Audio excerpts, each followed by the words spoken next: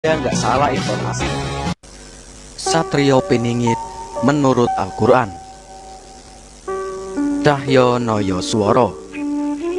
Sebagian besar umat Islam yang ada di Indonesia, terlebih-lebih lagi umat Islam yang ada di luar negeri, tidak mungkin mempercayai cerita akan munculnya tokoh Satrio Piningit. Alasan mereka enteng-enteng saja dan amat sangat sederhana, kalau tidak ingin dikatakan menggampangkan atau menganggapnya sepele. Mereka tentu akan mengatakan kalau cerita itu tidak ada dasar hadisnya dan tidak ada ayatnya dalam Al-Quran. Apalagi Satrio Piningit hanya ramalan Joyoboyo dalam fikih Islam. Haram hukumnya mempercayai ramalan. Bagi umat Islam keturunan Jawa, mereka bersikap lebih moderat dan santun karena takut kualat pada leluhurnya, mengingat ramalan Joyoboyo ini sudah berusia ratusan tahun dan dipercaya oleh leluhur mereka.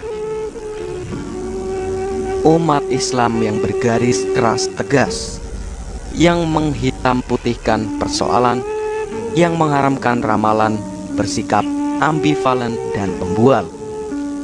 Mereka mengharamkan ramalan akan tetapi menghalalkan prediksi. Terminologi ramalan adalah menyampaikan sesuatu yang belum terjadi tapi akan terjadi. Makna kata prediksi atau perkiraan tidak ada bedanya dengan ramalan.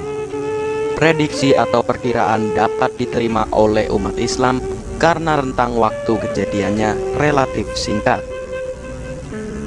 Meski prediksi atau perkiraan bermakna ramalan juga,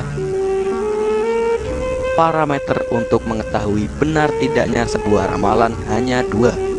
Pertama, rentang waktu yang panjang antara saat ramalan pertama kali disampaikan dengan waktu kejadiannya. Kedua, jumlah manusia yang percaya, beriman, apakah semakin bertambah atau berkurang yang pada akhirnya punah, habis ditelan bumi. Kedua parameter di atas dipenuhi oleh ramalan Joyoboyo. Waktu yang panjang dan orang yang percaya semakin bertambah dan tidak terbatas di Pulau Jawa. Beda halnya dengan penganut kepercayaan Tolotan atau berafiliasi ke agama Hindu di Kabupaten Sidarap, Sulawesi Selatan. Cahyo Noyo Sworo telah melakukan penelitian dan menyimpulkan bahwa aliran itu menganut paham animisme yang bersumber dari ajaran Lagaligo. Mereka menunggu munculnya seorang tokoh yang bernama Saweri Gading atau putra Lagaligo untuk yang kedua kalinya. Pemimpin spiritual mereka disebut Uwak. Semua pengikut tunduk pada perkataan Uwaknya. Aliran ini juga meramalkan dan meyakini akan munculnya seorang tokoh penyelamat. Kepercayaan ini sudah berusia 1000 tahun lebih dan pengikutnya sekarang tinggal beberapa ratus kepala keluarga saja. Karena parameter kedua tidak terpenuhi, maka kami kesampingkan ramalan mereka tidak memenuhi syarat untuk bisa dijadikan rujukan dalam mencari kebenaran sebuah ramalan. Kiamat adalah peristiwa yang belum terjadi, akan tetapi sudah lama dijanjikan. Kiamat pertama kali dijanjikan pada masa Nabi Nuh alaihissalam. Janji kiamat masih berlaku sampai hari ini dan entah sampai kapan. Hanya Allah yang tahu karena Dia yang berjanji. Maka biarlah Tuhan sendiri yang membuktikan janjinya. Janji Tuhan sifatnya pasti. Umat Islam dan Kristen meyakini janji Tuhan karena janji itu terdapat di kitab sucinya. Sedang Hindu, Buddha dan Konghucu bersikap moderat karena janji itu tidak terdapat di dalam kitabnya. Joyoboyo bukan Tuhan. Karena itu kebenaran yang dia sampaikan menggunakan kata ramalan.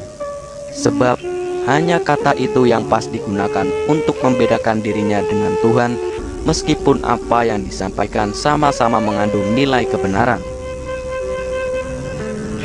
Janji Tuhan bersifat pasti dan janji Boyo sifatnya relatif. Untuk membuktikan relativitasnya, maka digunakan kata yang tepat, yaitu ramalan. Umat Islam yang beriman atau percaya kepada ramalan Joyoboyo tidak dapat dikategorikan sebagai musyrik oleh karena adanya kata pembuka ramalan atau relatif tersebut. Cahyo Noyosworo dengan tegas menyatakan, beriman atau percaya kepada ramalan Joyoboyo. Pernyataan ini berani kami sampaikan dengan tegas setelah kami melakukan perenungan yang mendalam berdimensi spiritual, studi literatur yang berfokus pada kebenaran peramal-peramal dunia termasuk Nostradamus, dan yang paling penting adalah kajian kritis terhadap Al-Quran. Semua ini kami lakukan dalam waktu yang amat singkat setelah membaca tulisan Gerakan Al-Mahdi di internet. Mohon maaf, nama penulisnya tidak kami ketahui. Perlu kami tegaskan bahwa kami tidak beriman atau percaya terhadap semua penafsiran-penafsiran terhadap ramalan Joyoboyo yang ada di internet atau yang dijual bebas di toko buku dan pasar-pasar. Siapapun yang melakukan penafsiran itu dan apapun latar belakang mereka, semua penafsiran ramalan Joyoboyo yang tidak menjadikan Al-Quran sebagai rujukan utama sepatutnya ditolak. Ashabul Kahfi. Al-Quran Surah Kahfi, Quran Surat 18 ayat 9-26, mengisahkan beberapa orang pemuda yang bersahabat yang hidup di masa pemerintahan Raja Dikianus atau Decius. Raja itu berlaku zalim, sombong, angkuh, dan pemuja berhala. Pemuda yang bersahabat ini adalah pemuda yang beriman kepada Tuhan yang menciptakan langit dan bumi. Pemuda-pemuda itu belum mengenal Allah karena agama Nasrani dan agama Islam belum ada. Di era Joyoboyo, agama Nasrani dan Islam juga belum masuk ke Pulau Jawa. Raja memanggil pemuda bersahabat itu karena mereka tidak mau menyembah apa yang disembah oleh raja dan seluruh rakyat dalam kerajaannya. Di hadapan raja, Allah meneguhkan hati mereka. Quran Surat 18 ayat 14-15. Dan kami telah meneguhkan hati mereka di waktu mereka berdiri, lalu mereka berkata, Tuhan kami adalah Tuhan langit dan bumi. Kami sekali-kali tidak menyeru Tuhan selain Dia. Sesungguhnya kami selalu demikian telah mengucapkan perkataan yang amat jauh dari kebenaran. Kaum kami ini telah menjadikan selain Dia sebagai Tuhan-Tuhan atau untuk disembah. Mengapa mereka tidak mengemukakan alasan yang terang atau tentang kepercayaan mereka? Siapakah yang lebih zalim daripada orang-orang yang mengada-adakan kebohongan terhadap Allah? Agar keyakinan pemuda-pemuda itu tidak ditemari oleh keyakinan yang dianut orang-orang di sekitarnya, maka salah satu dari mereka mengusulkan untuk berlindung di dalam gua. Berlindung dapat ditafsirkan sebagai bersembunyi. Quran Surat 18 ayat 16. Dan apabila kamu meninggalkan mereka dan apa yang mereka sembah selain Allah, maka carilah tempat berlindung ke dalam gua itu. Niscaya Tuhanmu akan melimpahkan sebagian rahmat-Nya kepadamu dan menyediakan sesuatu yang berguna bagimu dalam urusan kamu. Bersembunyi dalam bahasa Jawa kuno dapat dimaknai sebagai pinyengit. Pemuda yang teguh pendiriannya, kokoh keyakinannya, meski di hadapan raja yang zalim, tidak merasa gentar sedikit pun, adalah pemuda jantan, gagah dan berani. Pemuda seperti itu adalah tipikal seorang satria. Dalam bahasa Jawa disebut satrio.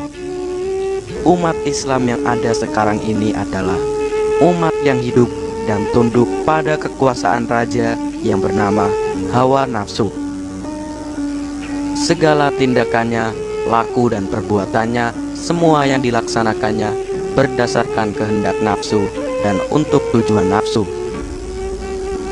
Mulutnya mudah berkata bahwa semua karena Allah semata, akan tetapi hatinya yang paling kecil mengatakan tidak.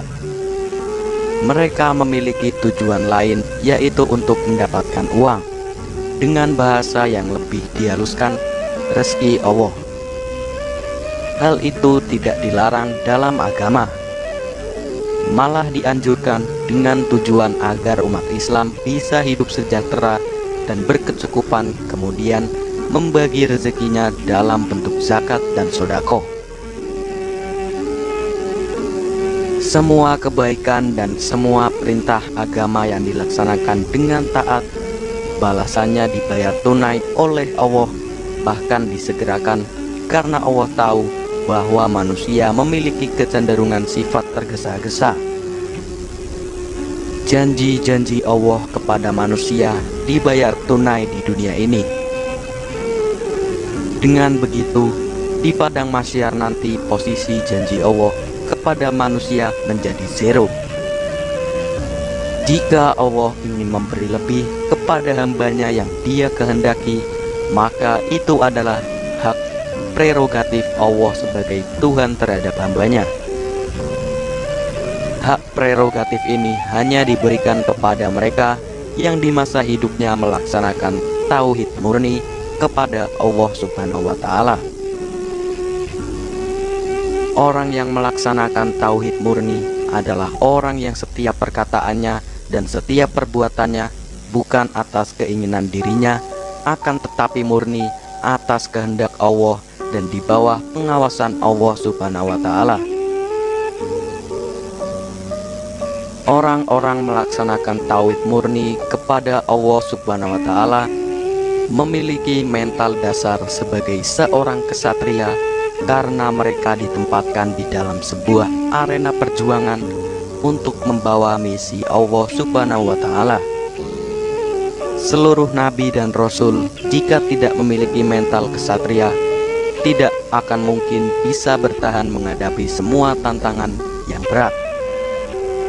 Apa yang mereka laksanakan bukan untuk kebaikan dirinya, akan tetapi untuk Allah semata. Meskipun mereka adalah kesatria-kesatria Allah, akan tetapi mereka tidak bisa dikatakan sebagai piningit, karena mereka tidak disembunyikan. Malah sebaliknya, mereka dipersaksikan atau diperlihatkan kepada manusia agar bisa diceritakan, dipanuti, dan diteladani. Yang dimaksud dengan sunnatullah adalah hukum Allah, yaitu hukum sebab akibat. Hukum sebab akibat berjalan berdasarkan hukum Allah, yaitu hukum keseimbangan. Bila ada kesatria Allah yang diperlihatkan atau disaksikan atau diketahui oleh manusia, maka pasti ada kesatria Allah yang disembunyikan. Azas hukum sebab akibat dan asas hukum keseimbangan telah terpenuhi karena Allah selalu mentaati hukumnya sendiri. Manusia atau umat Islam yang mengikuti kesatria Allah yang diperlihatkan atau dipersaksikan seperti Nabi Muhammad, maka kebaikannya atau amal baik segera dibalaskan di dunia ini. Keburukannya atau amal buruk ditangguhkan setelah pengikut itu meninggal dunia. Berbeda halnya dengan manusia yang ditakdirkan mengikuti kesatria Allah yang disembunyikan. Pengikut ini akan mengalami ujian dan cobaan berat terlebih dahulu baru bisa mendapatkan kebaikan. Kebaikan itu akan didapatkan sejak hidupnya di dunia ini hingga kehidupannya di akhirat. Mereka tidak mendapatkan keburukan karena mereka tidak memiliki kesalahan, sebab bukan keinginan pribadinya, akan tetapi mereka mendapatkan ujian dan cobaan yang berat sebagai masa transisi dari manusia biasa menjadi seorang ksatria Allah. Kesatria-kesatria Allah yang disembunyikan inilah yang dinamakan Ashabul Kahfi.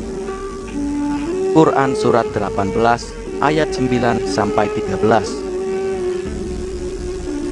Atau kamu mengira bahwa orang-orang yang mendiami gua dan yang mempunyai rokim itu, mereka termasuk tanda-tanda kekuasaan kami yang mengherankan?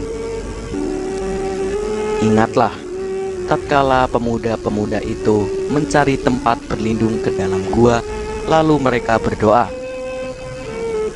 "Wahai Tuhan kami, berikanlah rahmat kepada kami dari sisimu dan sempurnakanlah bagi kami petunjuk yang lurus dalam urusan kami ini." Maka kami tutup telinga mereka beberapa tahun dalam gua itu. Kemudian kami bangunkan mereka agar kami mengetahui manakah di antara kedua golongan itu yang lebih tepat dalam menghitung berapa lamanya mereka tinggal dalam gua itu. Kami ceritakan kisah mereka kepadamu, Muhammad, dengan sebenarnya. Sesungguhnya mereka itu adalah pemuda-pemuda yang beriman kepada Tuhan mereka, dan kami tambahkan kepada mereka petunjuk. Para mufassirin atau ahli tafsir berselisih pendapat dalam mengartikan kata rokim pada ayat 9 di atas. Sebagian mengartikan rokim adalah nama anjingnya, dan sebagian mengartikan batu bertulis. Cahyono Yosworo lebih cenderung mengartikannya sebagai batu bertulis. Batu bertulis adalah ramalan Joyoboyo. Disebut batu bertulis oleh karena kekuatan kebenaran ramalan itu. Batu bertulis tidak termakan usia, tak lekang dikena panas, tak lapuk dikena hujan. Masyarakat Jawa kuno dulu menulis dengan huruf paku. Huruf-huruf itu dipahat di batu cadas. Al-Quran menyebut batu itu sebagai rokim, yang artinya batu bertulis. Al-Quran dengan tegas menyebutkan, kami tutup telinga mereka beberapa tahun dalam gua itu. Makna yang tersurah pada kata tutup telinga adalah tidak mau mendengar. Ini persis sama dengan tipikal satrio piningit yang berjalan sendiri dan tidak mau tahu dengan apa yang dikatakan orang karena telinganya ditutup. Quran surat 18 ayat 17-19. Dan kamu akan melihat matahari ketika terbit, condong dari gua mereka ke sebelah kanan, dan bila matahari itu terbenam menjauhi mereka ke sebelah kiri, sedang mereka berada dalam tempat yang luas dalam gua itu. Itu adalah sebagian dari tanda-tanda kebesaran Allah Subhanahu wa Ta'ala. Barang siapa yang diberi petunjuk oleh Allah, maka dialah yang mendapat petunjuk, dan barang siapa yang disesatkannya, maka kamu tak akan mendapatkan seorang pemimpin pun yang dapat memberi petunjuk kepadanya. Dan kamu mengira mereka itu bangun padahal mereka tidur, dan kami balik-balikan mereka ke kanan dan ke kiri, sedang anjing mereka mengunjurkan kedua lengannya di muka pintu gua.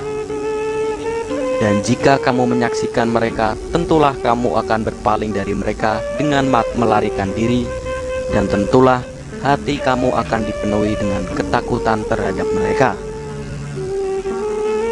Dan demikianlah kami bangunkan mereka agar mereka saling bertanya di antara mereka sendiri. Berkatalah salah seorang di antara mereka, "Sudah berapa lamakah kamu berada di sini?"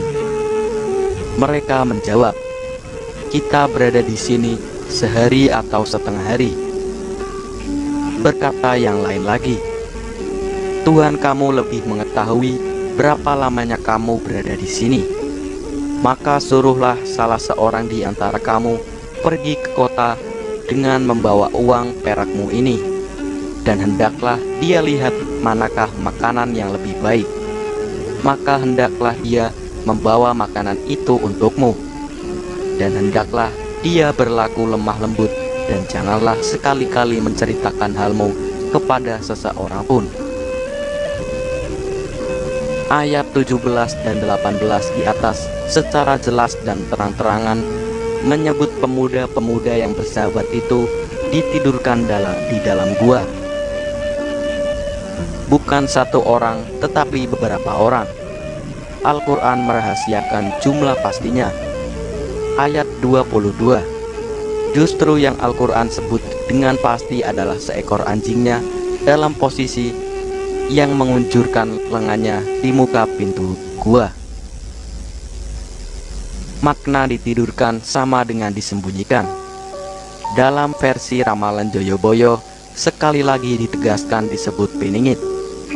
Dalam ramalan Joyoboyo, Satrio Piningit tegas-tegas menyebut satu orang saja, sedangkan Al-Quran menyebut pemuda-pemuda itu lebih dari satu orang. Allah merahasiakan jumlah pastinya. Benar, Satrio Piningit hanya satu orang saja. Satrio Piningit ini adalah pemimpin.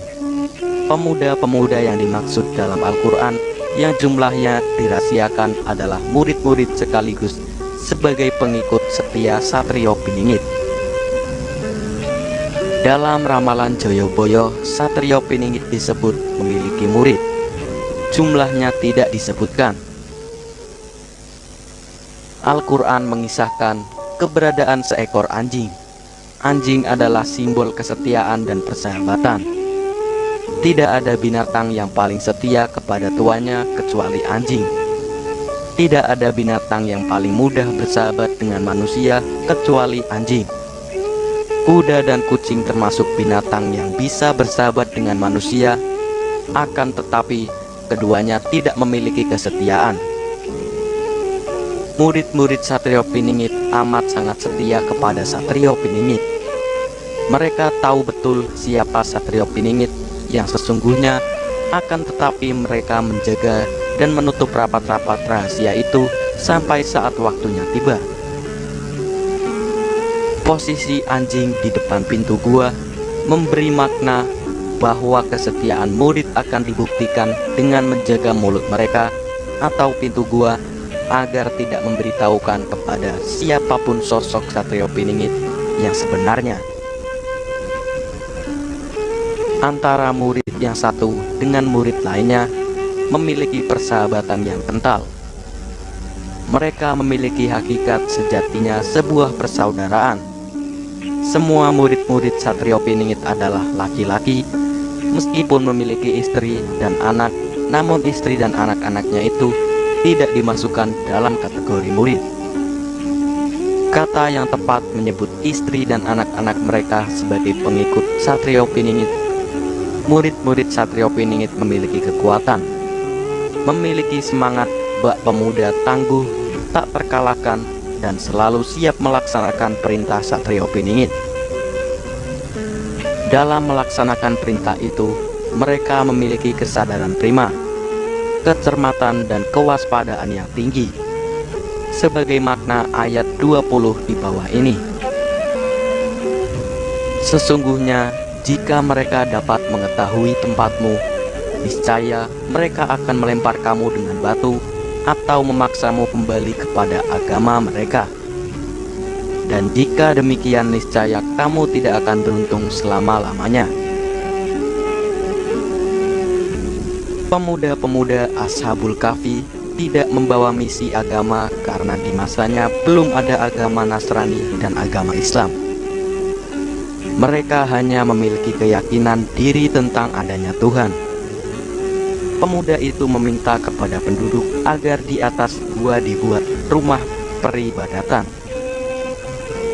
Akan tetapi Bukit-bukit arkeologis yang dapat dilihat sekarang ini tidak terdapat tanda-tanda adanya bekas peninggalan rumah peribadatan tersebut. Quran Surat 18 ayat 21.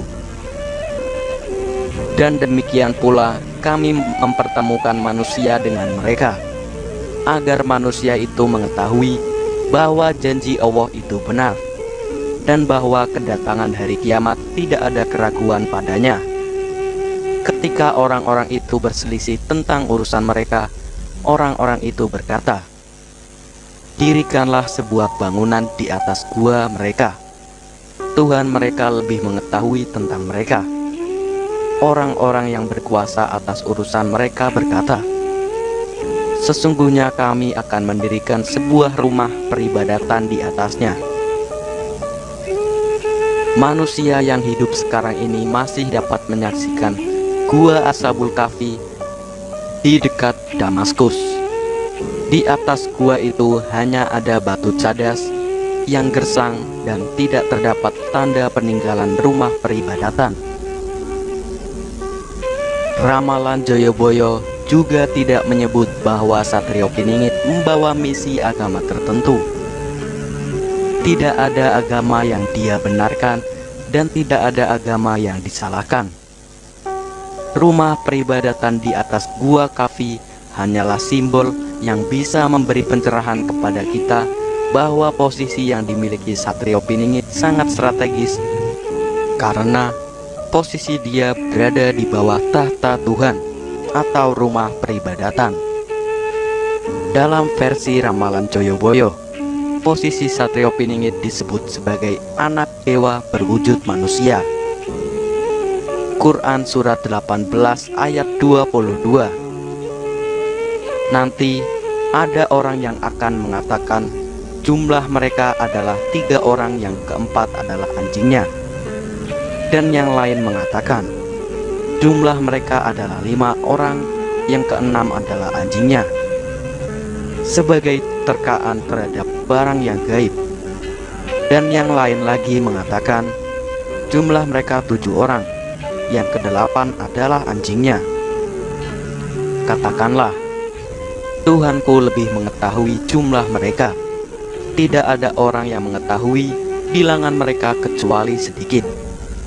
Karena itu janganlah kamu, Muhammad, bertengkar tentang hal mereka, kecuali pertengkaran lahir saja, dan jangan kamu menanyakan tentang mereka, pemuda itu, kepada seorang pun di antara mereka. Al-Quran tidak menjelaskan berapa jumlah Ashabul Kahfi yang sebenarnya. Al-Quran hanya menyebut angka-angka ganjil 3, 5, dan 7. Adapun anjing disebutkan pada posisi angka yang genap 4, 6, dan 8. Ramalan Joyoboyo juga tidak menyebutkan berapa jumlah murid Satrio Piningit yang sebenarnya. Al-Quran merahasiakan, Joyoboyo juga merahasiakan. Yang mengetahui jumlah yang sebenarnya adalah Satrio Piningit sendiri dan murid-muridnya itu. Anjing adalah simbol kesetiaan pada sang guru. Anjing adalah simbol kesetiaan, persahabatan, dan persaudaraan antara sesama muridnya.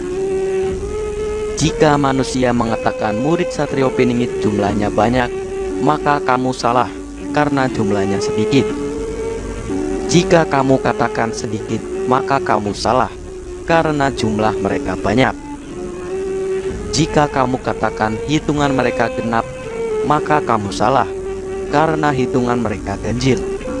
Jika kamu katakan hitungan mereka ganjil, maka kamu salah karena hitungan mereka adalah genap. Semua murid-murid Satrio Piningit digenapkan oleh kekuatan gaib. Kekuatan itu adalah kekuatan gaib Satrio Piningit yang selalu setia menjaga murid-muridnya, menjaga rahasia dirinya sekaligus menjaga rahasia Tuhannya. Itulah misteri rumah peribadatan di atas gua persembunyian atau Piningit. Allah menjaga kerahasiaan Satrio Piningit bersama murid-muridnya, sebagaimana Allah menjaga kerahasiaan jumlah pemuda Ashabul Kahfi. Allah melarang Nabi Muhammad mempertanyakan jumlah pemuda Ashabul Kahfi, apalagi mempertanyakan nama-nama mereka. Dalam ramalan Joyoboyo, nama Satrio Piningit dan jumlah murid-muridnya juga dirahasiakan. Yang mengetahui jumlah mereka yang sebenarnya adalah mereka sendiri. Sangat sedikit jumlahnya jika dibandingkan dengan bangsa Indonesia yang berjumlah 200 juta